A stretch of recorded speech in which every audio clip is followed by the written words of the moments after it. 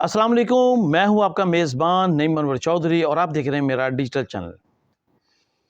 आज हम बात करेंगे आपसे जो पिछले 12 घंटों में जो खबरें डेवलप हुई हैं सारी रात, जो भाग दौड़ होती रही है, जो सियासी जमातों के दरमियान में जो कोऑर्डिनेशन रही है। मौलाना फजल रहमान साहब हुकूमत से मिल गए हैं, पीटीआई से नाराज़ हो गए हैं। पीटीआई ने क्या गलतियां की हैं, पीटीआई की लीडरशिप से इमरान खान सख्त नाराज़ हैं। इमरान खान साहब की क्या गलतियां हैं, अब आने वाले वक्त में पीटीआई के साथ क्या होगा, पीटीआई का मुस्तकबिल क्या होगा, इस पर आज हम आपसे तफसील के साथ आपको हम ये सारी डिटेल बताएंगे। जो अमेंडमेंट है आइन में, वो आइन में जो तरमीम है वो अब होने जा रही है और हुकूमत अब इनिशिएटिव लेगी और सख्त एक्शन लिया जाएगा। अगर पीटीआई को कुछ रिलीफ दिया गया था तो वो क्यों दिया गया था, इस पर भी आज हम बात करेंगे। सबसे पहले तो जिन लोगों ने मेरे चैनल को सब्सक्राइब नहीं किया, मेरे चैनल को सब्सक्राइब कर लें, बेल आइकॉन के बटन को ज़रूर दबाएं ताकि मेरा हर आने वाला व्लॉग आप तक फौरी पहुंचता रहे। अब हम आते हैं अपने असल व्लॉग की तरफ आते हैं और इस पर बात करते हैं मौलाना फजल रहमान साहब जो है वो अचानक हुकूमत के साथ क्यों मिल गए हैं, वो इमरान खान साहब से क्यों नाराज़ हो गए हैं। दरअसल वो इमरान खान साहब जो कि सियासी तन्हाई का शिकार हैं, वो अपनी ही गलतियों की वजह से, अपनी हट धर्मी की वजह से या अपने जो है वो गैर लचकदार रवैये की वजह से वो सियासी तन्हाई का शिकार हो चुके हैं। तमाम सियासी जमातें जो इमरान खान को छोड़ चुकी हैं, इमरान खान साहब का कोई साथ नहीं दे रहा। मास व फजल रहमान साहब के फजल रहमान साहब जो वो हैरत अंगेज़ तौर पे पीटीआई के साथ बहुत डट के खड़े रहे हैं। हालांकि जब इनके माजी में नज़र दौड़ाई जाए तो इमरान खान जो है वो हर धरने में, हर जलसे में मौलाना फजल रहमान साहब की तज़हीक किया करता था, उनको बुरे बुरे अलकाबात से नवाजता था, हर तरह से उनकी बेइज्जती करता था और इवन कि यहाँ तक वो कहता था कि इसको मौलाना कहना ही गलत है। लेकिन इस वक्त जब सारे इमरान खान साहब को छोड़ गए हैं तो मौलाना फजल रहमान साहब जो हैं वो इमरान खान के साथ डट के खड़े रहे हैं। हुकूमत को उन्होंने बड़ा टफ टाइम दिया है, उन्होंने अपनी मर्ज़ी की तरमीम जो है वो तैयार की है। उन्होंने वो तरमीम तैयार की जो हुकूमत ने जो दी थी, उस मसवदे को उन्होंने मानने से इनकार कर दिया था। 19वीं आइनी तरमीम, सॉरी 20वीं जो आइनी तरमीम है, इस तरमीम में उन्होंने जो ड्राफ्ट तैयार किया था वो पीटीआई के साथ मिलकर किया गया था। पीटीआई की उसमें कोऑर्डिनेशन शामिल थी। लेकिन मौलाना फजल रहमान साहब और जो कहा कि अब हमारी अगर मुलाकात इमरान खान साहब से करवा दी जाए तो फिर हम ये बड़ी आसानी के साथ इमरान खान को भी राज़ी कर लेंगे। हुकूमत इस मामले पर तैयार थी कि ये कंसेंसस के साथ ये जो तरमीम है ये हो जाए, इसमें सारी सियासी पार्टियाँ शामिल हो जाएँ तो ये बहुत अच्छी बात है। हुकूमत ने इस पर एक मुस्बत रवैया जो इख्तियार किया। बिलावल भुट्टो साहब ने जो है वो गवर्नमेंट से बात की, यानी शहबाज शरीफ से बात की। शहबाज शरीफ ने मोहसिन नकवी साहब को कहा कि इनकी मुलाकात का बंदोबस्त किया जाए। ये जो 5 या 7 अरकान थे, इनकी फिर मुलाकात इमरान खान साहब से करवाई गई, पाबंदी के बावजूद करवाई गई, जो 45 मिनट तक जारी रही। उसमें से जो 30 मिनट यानी आधा घंटा जो है वो इमरान खान साहब जो है वो अपनी पार्टी के लीडरों को लताड़ते रहे, उनकी खूब उन्होंने दुर्गत बनाई, उन्होंने खूब उनकी बेइज्जती की कि जो मैं आपको विज़न दे रहा हूँ आप उस पे काम नहीं कर रहे। जो मैंने आपको एहतजाज की कॉल दी थी कि आपने हर सूरत में 15 और 16 तारीख को डी चौक में एहतजाज करना है और यही वो वक्त है, यही वो मौका है जिससे हम फ़ायदा उठा सकते हैं, तो वो आप लोगों ने बिल्कुल नहीं किया।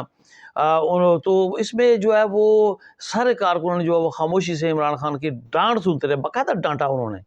और उन्होंने कहा कि आप लोग जो है वो बिल्कुल मुझे जो है वो जेल से बाहर नहीं निकलवाना चाहते। आप जिस तरह के काम कर रहे हैं, इस तरह ना तो मैं जेल से बाहर आ सकता हूँ, ना ही हम गवर्नमेंट में आ सकते हैं। इमरान खान ने कहा था कि जिस तरह मैं कह रहा हूँ अगर आप उस तरह करते तो हुकूमत अब तक घर जा चुकी होती और मैं जेल से मैं भी बाहर होता और हम गवर्नमेंट में दोबारा होते। लेकिन उन्होंने कहा कि कि आप लोगों ने मेरी बातें नहीं मानी। उसमें एक साहब है, उन्होंने समझाने की कोशिश भी की इमरान खान को कि खान साहब अगर हम इस ड्राफ्ट को मान लें जो हमने ही तैयार किया है तो ये फिर जो है वो इस पे हमारे बहुत से मामलात आसान हो जाएंगे। आपके लिए भी एनआरओ मिल सकता है, आपको भी, आप भी जेल से बाहर आ सकते हैं, पार्टी को भी जो है वो सांस मिल सकती है। पार्टी जो सियासत जो एहतजाज कर कर के थक गई है, पंजाब तो बिल्कुल थक गया, पंजाब से کوئی کارکن کوئی لیڈر باہر نہیں نکلتا. البتہ KPK سے وہ چونکہ وہاں پہ ان کی گورنمنٹ ہے, وہ جیسے بھی کر کے لے آتے ہیں. وہ وہاں سے پہنچے مبینہ طور پر تو یہ بھی کہا جاتا ہے کہ وہاں سے ان کو مزدوروں کو باقاعدہ جو سرکاری خزانے سے 2,000 5,000 دے کر خرید کر بندوں کو لایا جاتا ہے. تو ہو سکتا ہے ایسا بھی ہو, لیکن بہرحال گورنمنٹ ہے وہاں پہ, وہاں گورنمنٹ کے دور میں تو وہاں سے لوگ نکل ہی آتے ہیں. لیکن نہ KPK سے کوئی, نہ بلوچستان سے کوئی نکلا ہے, نہ سندھ سے کوئی نکلا ہے, نہ پنجاب سے کوئی نکلا ہے. جو حکومت جو عوام ہے وہ احتجاج کر کر کے تھک گئی ہے, پولیس کی مار کھا کھا کے کارکنوں تھک گئے ہیں. اب وہ یہ ایسی صورتحال نہیں بن رہی ہے. احتجاج کی سیاست کو ختم کر کے مفاہمت کی سیاست کی جائے. لیکن عمران خان صاحب نے اس کو شٹ اپ کی کال دے دی اور کہا کہ اس پہ بات بالکل بھی نہیں کرنی, جو میں کہہ رہا ہوں وہ کرو. تو اس پر جو سارے جو ارکان تھے وہ چپ ہو گئے. تو جو مسودہ جو تیار کیا تھا مولانا فضل الرحمان صاحب نے اور PTI نے مل کے, اس کو بھی عمران خان صاحب نے ریجیکٹ کر دیا اور کہا کہ نہیں آپ ایسا کرو, آپ ان کے لیے ٹائم اور لو, 3-4 دن کا ٹائم اور لو. عمران خان صاحب دراصل چاہتے ہیں کہ ٹائم کو گین کیا جائے, ٹائم کو بڑھایا جائے, کسی طرح یہ 25 اکتوبر تک اس معاملے کو لے جایا جائے. 25 اکتوبر کو قاضی فائز عیسیٰ کی ملازمت مدت ختم ہو رہی ہے اور جسٹس منصور علی شاہ صاحب جو ہے ان کو کسی طرح چیف جسٹس بنایا جائے, تو پھر سارے معاملات ہمارے صحیح ہو سکتے ہیں. عمران خان نے کہا کہ آپ ان سے ٹائم لیں, یہ 3 بندوں کی ہماری اور ملاقات کرائیں, ہمیں اور موقع دیں سوچنے کا, اور ہماری ملاقاتیں کروائیں. گورنمنٹ بھی اب اس بات کو سمجھتی ہے. گورنمنٹ اب بالکل بھی ٹائم دینے کے موڈ میں نہیں ہے, بالکل بھی جو ہے ریلیکسیشن دینے کے موڈ میں نہیں ہے.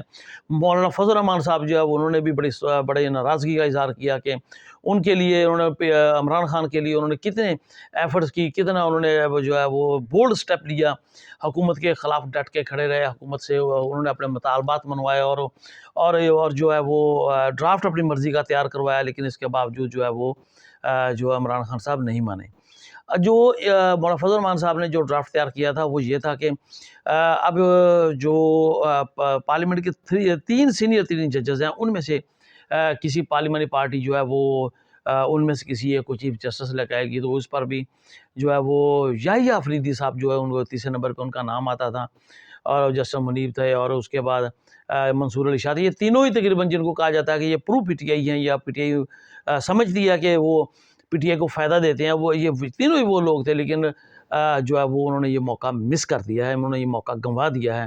اب حکومت جو ہے وہ 5 سینئر ججز میں سے کسی کو لے کے آئے گی. اس کے نیچے پھر امین الدین صاحب ہیں, اور جو اپنا امین الدین ہے, اور جسٹس منتخیل صاحب ہیں. اب ان کے نام آتے ہیں. اب ان میں سے کسی ایک کو جو ہے وہ چیف جسٹس آف پاکستان لگایا جائے گا, پر ان تینوں ججوں کو اوپر سے اڑا دیا جائے گا. یہ اب ہونے جا رہا ہے. پہلے یہ تھا کہ پارلیمنٹ کی جو 12 رکنی کمیٹی ہے, پہلے حکومت نے کہا تھا یہ 8 رکنی کمیٹی کرے گی, لیکن انہوں نے کہا پارلیمنٹ کی 12 رکنی کمیٹی ہے جس میں اپوزیشن کے لوگ بھی شامل ہوں گے. وہ کمیٹی تعین کرے گی کہ کون سا چیف جسٹس ہوگا یا کون سا نہیں ہوگا. تو اس پر یہ فیصلہ ہونا تھا اس وقت. اس کو جو بھی زیادہ جس طرف ووٹ ہوتے تو وہ مان لیا جاتا. تو اس وقت اب جو ہے وہ حکومت اپنی مرضی کرے گی. اب مولانا فضل الرحمان صاحب وہ بھی اس پہ راضی ہو گئے ہیں. مولانا فضل الرحمان صاحب کو پارلیمنٹ لیڈر ڈکلیئر کر دیا گیا ہے. مولانا فضل الرحمان صاحب جو ہے وہ مسودہ پیش کریں گے آئینی ترمیم کا, اور جو آئینی ترمیم ہے وہ ہو جائے گی.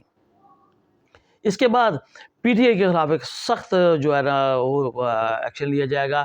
اور جو ممبران ہوں گے, جو 12 ممبران ہوں گے, اس میں PTI کے کسی ممبر کو اب شامل نہیں کیا جائے گا. حکومتی جو ہمارے جو ذرائع بتا رہے ہیں, ہمارا جو طوطا بتا رہا ہے کہ اس کے مطابق وہ بالکل بھی کسی کو نہیں لایا جائے گا. اس کے بعد جو ہے PTI نے کیا کیا غلطیاں کی ہیں. PTI نے سب سے بڑی پہلے غلطی یہ کی کہ جب ان کی گورنمنٹ کے خلاف تحریک عدم اعتماد آئی, اور تحریک عدم اعتماد کامیاب ہوئی, تو ابھی کامیابی نہیں ہوئی تھی کہ انہوں نے فوج کے ساتھ لڑائی شروع کر دی.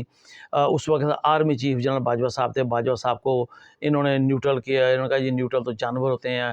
کبھی ان کو میر جعفر, میر صادق کا, یعنی ان کے ساتھ انہوں نے اپنی لڑائی شروع کر دی. اس کے بعد پھر انہوں نے عدالتوں کے ساتھ لڑائی شروع کر دی. پھر انہوں نے امریکہ کو اس میں جو ہے نا انوالو کرنا شروع کر دیا.